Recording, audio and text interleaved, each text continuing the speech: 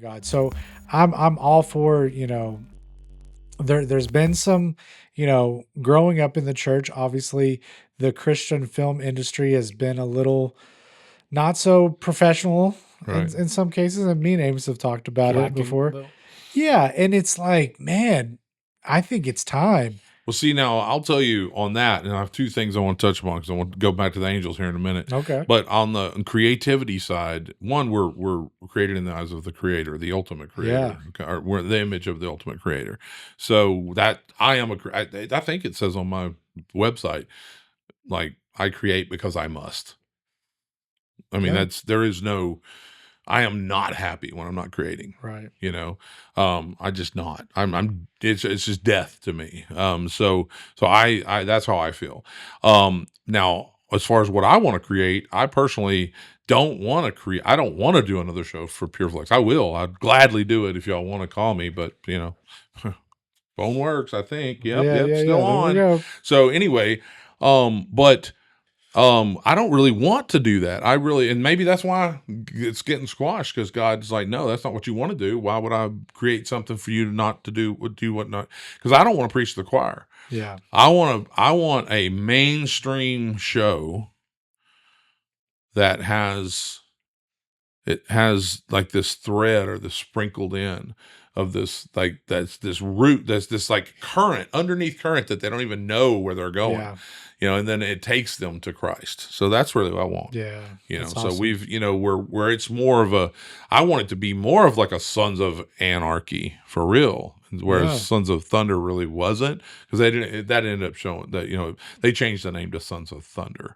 From Narrow Road to Sons from of Narrow Thunder. Road to Sons of Thunder. I still think Narrow Road was a better name, but it might have been the success. Like, Yeah. I mean, collaborative. I mean, a film is a collaborative art form, man, like a lot, big time. So that little piece of it could have been a huge part of the success, just by doing that. I think it takes a big leap of faith for creative Christians out there to really not focus on mimicking Hollywood, but to really look inwardly and to communicate with our Heavenly Father and that Holy Spirit to really guide the creativity. Yeah. I was in a prayer meeting the other day. I used to doodle all the time. There's definitely an artistic bone somewhere inside. Mhm. And I've been really struggling with trying to figure out how my creative artistic being relates to a God that makes such a wide variety of human beings, because I'm not a ABC planner. I'm not a list writer. I'm not that type.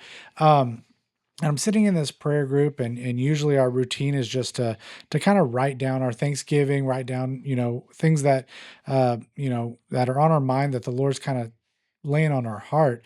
And for whatever reason, I flip that paper over and I just start doodling.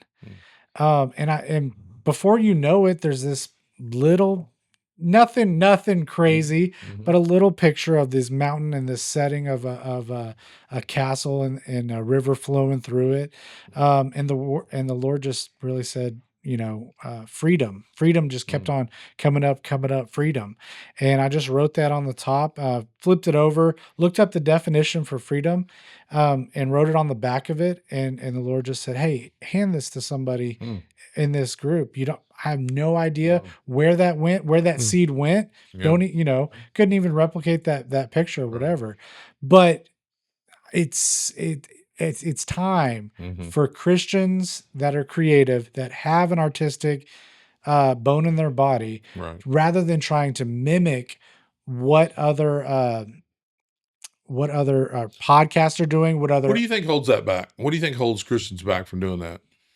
Oh, it's a loaded question because I have an answer. Yeah, no, it's in my opinion. Like, it depends on what standpoint you're coming from. Are you a writer first, or are you a Christian first? Are you someone who is a Christian who says, I want to make movies? And then you're going to go, well, I'm going to make it a sermon. I'm going to it's a Christian podcast. We got to put Christianity first, not just in the podcast, but in our daily lives. Yeah. Which we're putting Christianity last because that's what we evolved. We're talking about. But when your agenda comes first in your story is always going to lack. And Christian filmmaking as a whole, or I'd say as a strong trend, is The problem in the story is you don't Why do have you think they God put their agenda first? The because setup.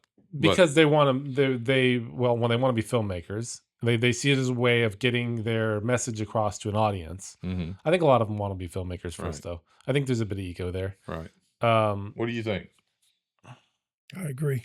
I mean, well, you know, like I asked you the question, like, and I agree. I mean, you're going exactly, but I'm we've just I talked curious. think the about this under before, but yeah. I think the underlying agenda really, because it's not genuine. But You're trying to almost why does write that stop Christians from creating? What What actually But stops the I mean, Christians from creating? to go, but like, if it depends on, again, what is your goal as a creator? Is your Right. goal to create a good story? Are you inspired Okay. to create a good All right. story? So now, or to but glorify I think God. you're. So I'm gonna make a accusation Okay. against us as Christians. Okay. Not necessarily us, I and think it's we a need sore more of table. But that. I think that Christians, the Christian audience, is so freaking judgmental Mm. that creators are scared to create. And fractured. I think if you have an idea, Back to you your know, like Well, denomination. like I have an idea Yeah. to do. I called it R-rated Christian films for about 15 years. I want to make R-rated Christian films. I want to make R. Now I call it um, covert ministry. Okay. And I only call that because I heard that in a meeting. Gordy Bunch in Woodlands, he called it covert Christian. I'm like, oh, that's so much better than R-rated Christian films, Right. you know. So I started calling it that covert ministry. So what I mean by that is really R-rated Christian films, or at least PG-13 films. It's films that aren't Christian films. I want to make films that aren't Christian films that have a message, because I don't see the huge benefit. I mean, other than actually I do. I'm all for, say, for Pure Flix. I'm all for Right. TBN. I'm all for anybody out there making the. I love what the Kendrick brothers are doing. You know, I prefer, me personally, what the other brothers, Kendrick and Erwin. the Irwin brothers are doing, because they're making great movies. You Right. know, at least at their capacity, or what Dallas Jenkins is doing. You know, making great quality stuff. But think about it. How much shit does he take from the Christians? Yeah. But I think He might have made the best. okay. Like, I mean, you know, and oh my Lord, they nitpick every little thing. So, But I think is that's it still. is it the Christians' fault for squashing creativity? I think that's a very loud minority, though, because I think there's a big audience out there of Well, of Christians. course, but Yeah. the minority is how many people are Right. Right. like what? Like, and then this changes the whole, Well, you've like, got they're damming up rivers and knocking down mountains, just a few, you know, to change the direction, the course of America. And the same thing with the Christians. I agree. It's a few people that get out there and talk loud, but then, man, I mean, trolling. that's the way we are. It's like, we're like, you can have, like, well, build 1,000,000 bridges in your lifetime, and One falls down. Is that no, where like, you're you going? don't know that story. Oh No. gosh, y'all are gonna kick me off of. How am I gonna get kicked off of? So, you know where I'm going. There's an old saying in construction: build 1,000 bridges Okay. in your lifetime, but suck one. Oh, You'll be You're known for forever that. known as That one, not a yeah. bridge builder. Right. yeah. Okay. Sure. So, I mean, like, that's what it is. So the same thing with, you know, Dallas is getting all this fan mail, you know, but then like 5 people hate it. And then somebody does a podcast about it. And then everybody's talking about, oh my God, did you see what so-and-so said on the Chosen? That wasn't in the Bible, Yeah. you know? And it's like, good Lord. I mean, to me, now you may disagree with me. You may go, hey man, I don't think you should be doing. I mean, honestly, if you want to go that hardcore about it, you shouldn't depict Jesus and on image at all. Well, and okay. You know, I Back- mean, if you're really going to say, well, he's variating from the Bible, and you shouldn't, well, then maybe we shouldn't have a picture of Jesus. You should pull those. I know people that don't have pictures of Jesus at all because they're that hardcore. You know, But also, back to your point of preaching to the choir. Maybe God isn't sending you back in to mimic Hollywood back to other Christians, Mm. right? That in itself, and Christians will criticize and cut down each other. I can tell you why God's sending me back, Okay. because it happened. So after the priest, Yeah. right, on flight home, Sister Karen picks me up at the airport at that 10 o'clock at night, drives me out to Mickey Finn's, who's been lighting me up all day on this podcast. Mickey, leave me alone right now. No, I'm just joking. So I'm on a podcast. But drives me out to Mickey's house. We load up our Harleys into his trailer, and the next morning we drive out really early to New Mexico. Went to Lovington, New Mexico. We slept there. We got up the next morning. We rode our bikes to Roswell, New Mexico. Yeah, Roswell.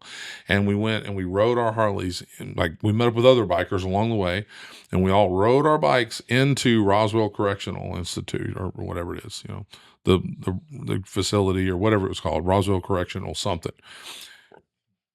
And we rode it into the yard, the baseball field, and they had it set up, and we do our services and have music, and we have sermons, and then we're praying for people, and I prayed for, bro, change your life. I prayed for so many men that just, I'm gonna get out and I want to be a good dad, I want to be a good husband. I'm just like, man, it was just heart-wrenching, man. And then people start coming up after the prayers, 50 people we prayed. I probably prayed for 20, 30 people. And then people are coming up and going, hey man, can you sign this they had little raffle tickets. Can you sign me an autograph? Can you give me an autograph? So I signed probably 200 autographs, right? Do you know how many of them knew me from Sons of Thunder? Probably zero. Maybe twice, maybe two. Yeah. Every one of them's are like, man, I can't believe I got the cock meat sandwich guys, thing, or I can't believe I got they're all excited because Fat Gandalf signed me, look, and it's so then I'm 2-hour ride back to Lovington, New Mexico, talking to God. Yeah. In the land of enchantment. The sun is just a golden hour. Oh my God. It was I was like, why aren't we filming this? This is awesome, Right. And God's and I'm like, I get it, God. I get it. You're right. I'll do another Deadpool. I'll do another whatever. Anything you want me to do, I'll do. Because almost no one in that prison knew me from anything else other than the stuff that I might be ashamed of. Right. And I'm like, I get it. I'll go back. And that's literally, and that was that moment where I was just like, I get it. I'll do it. I'm sorry. I am sorry forgive me if I have hindered what you're trying to do at all. And then we rode a little. Now then it gets funny. You're laughing because we ride a little bit further, and I'm like, it's kind of cool, Lord. I go from humbled, I'm like, oh yeah, Lord, I will do whatever. I'm sorry, Lord. If I could pulled over and not messed up the ride, I would have bowed at his, just before him. I was so humble, and then I'm like, kind of cool.